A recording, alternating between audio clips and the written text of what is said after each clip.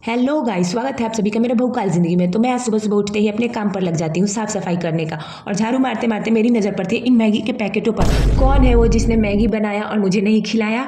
श्राप देती हूँ उसे, मैगी पचेगा नहीं उसका। वैसे तो मैं अपने पौधों को शाम में पानी डालती हूँ, पर मैं कल शाम को देना भूल गई थी, इसलिए मैं आज सुबह दे रही हूँ।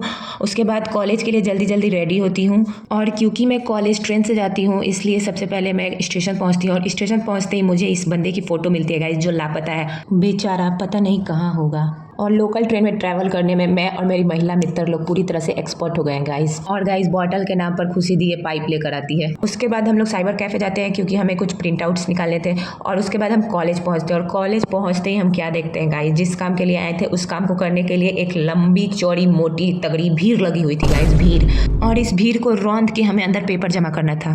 पर जमा करने से पहले हमें अपने डॉक्यूमेंट्स को वेरीफाई कराना था अपने हिस्ट्री ऑनर्स के टीचर से, तो हमने वो कराया।